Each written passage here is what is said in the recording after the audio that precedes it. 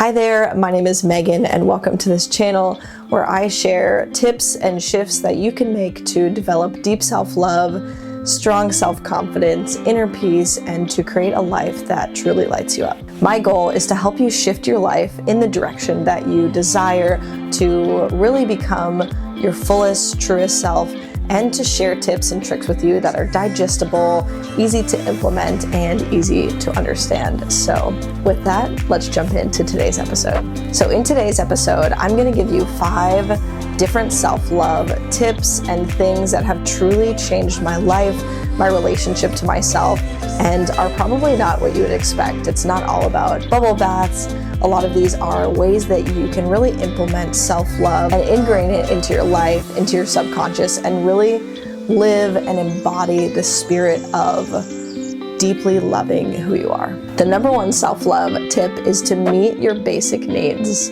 This may seem so simple, but it's often something that we're not taught to do or that we forget to do.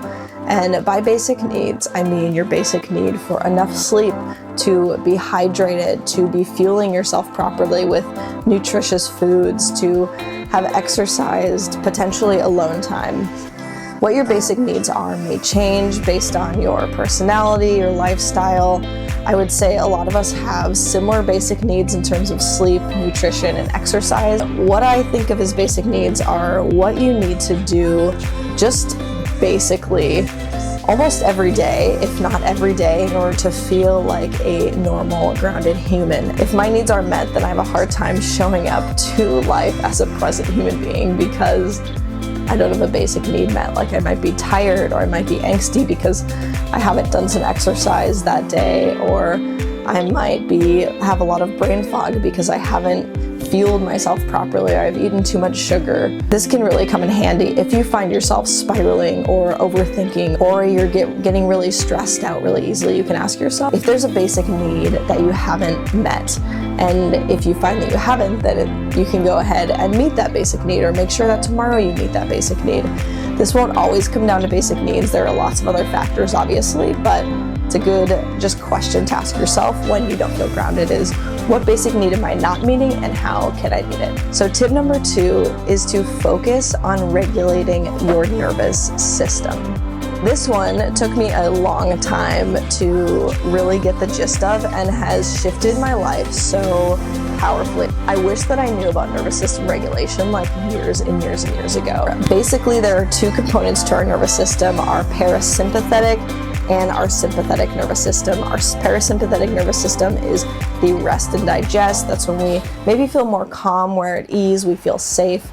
Our sympathetic nervous system is our fight or flight part of our nervous system, which makes us feel like we are being threatened or we're not safe, and we often tend to overthink here or be more anxious or feel like we need to fight or flee from something. The sympathetic nervous system is really helpful when we are actually threatened, when we are unsafe.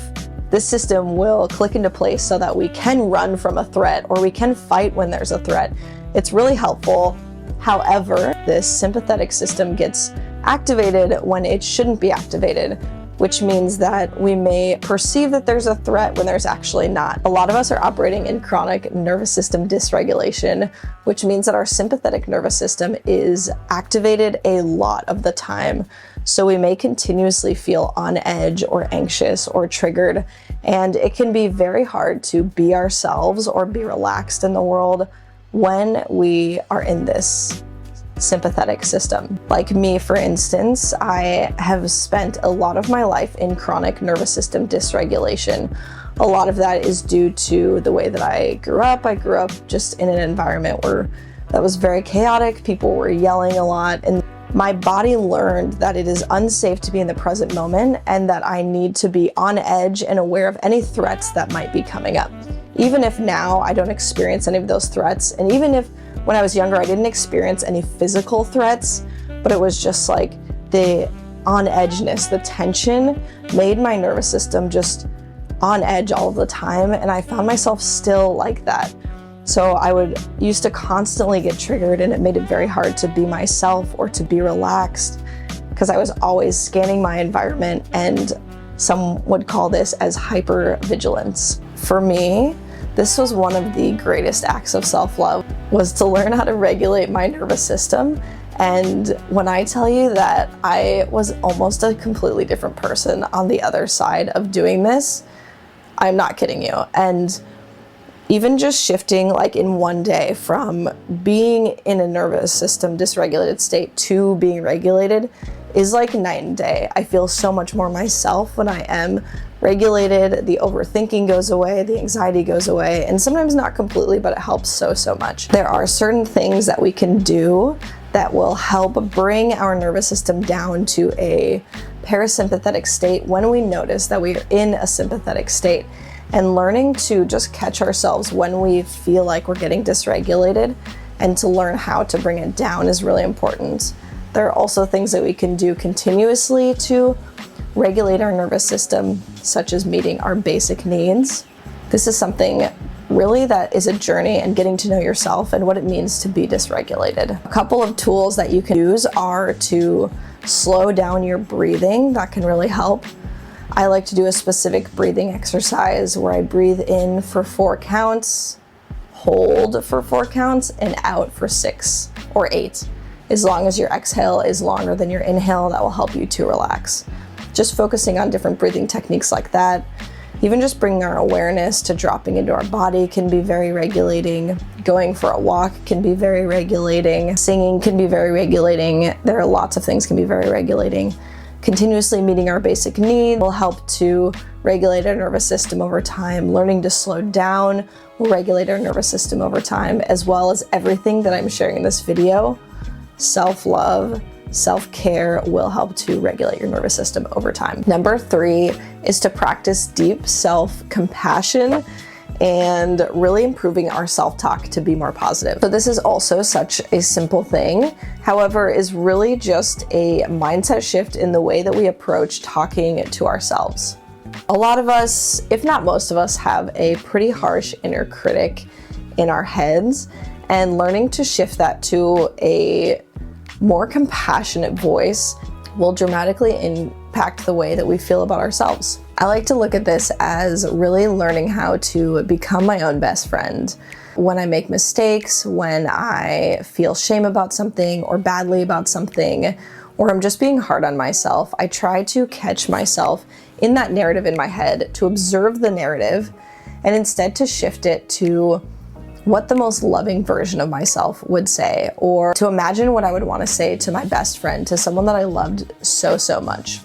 The voice in my head is definitely more one of self-compassion and self-love than it is an inner critic now, and it didn't used to be, but it is now, which has dramatically increased my confidence and just my ability to be more resilient and to be easy on myself. So when you make a mistake or you feel badly about something, try to just notice what voice comes up for you.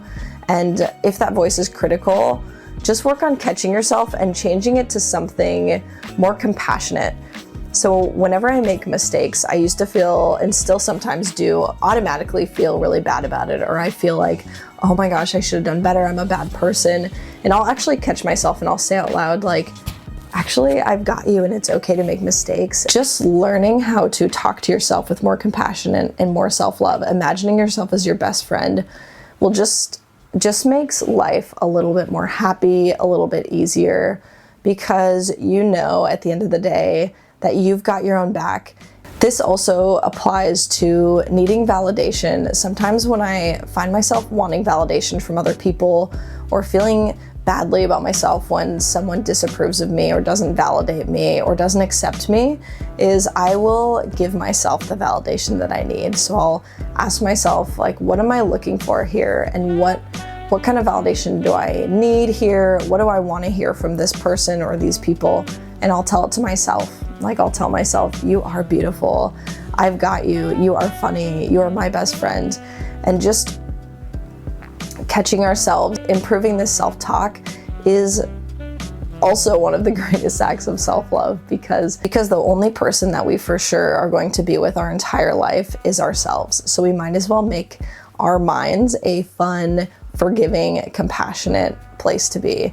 And I truly think that we thrive under positive reinforcement, under joy, and under the circumstances of self-compassion. So be your best cheerleader, be compassionate with yourself, and boost yourself up as much as you can, and forgive yourself if this takes time.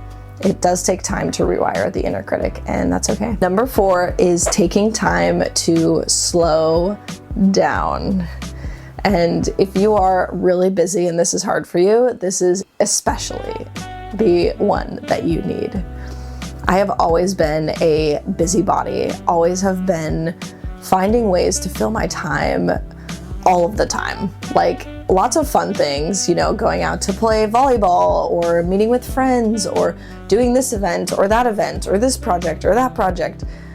For like years, I would never take time to just be. I was always walking like really, really fast to get places, or driving really, really fast to get places, or silly enough, like going to the bathroom as fast as I could. For me, slowing down looks like taking breaks when I'm working for 10 minutes to just sit in the yard and not scroll on social media, but to sit and observe the outdoors. Or it looks like talking slower. And it also looks like having compassion for myself to take the time that I need to get somewhere, to forgive myself for not doing something really quickly, to slow down and stop multitasking so much, just to do one thing at a time and be present with that thing. Really slowing down to me also means being present and learning to just be here without trying to rush somewhere else. If we're always trying to rush somewhere else, we will never be happy where we are. If we're always trying to rush to our goals, we won't be happy when we get those goals because we'll be trying to rush to the other place. So just remember that this moment is the only moment you have, is the moment that is guaranteed. So enjoy it and slow down. At the end of the day, what are we rushing towards? Like, imagine your 80-year-old self looking back on her life. What were you rushing towards? Just slow down, let yourself experience and soak in the beauty of being alive, of being here. What sounds do you hear? What does the temperature feel like on your body? Are your clothes comfortable? How is the sun hitting your face?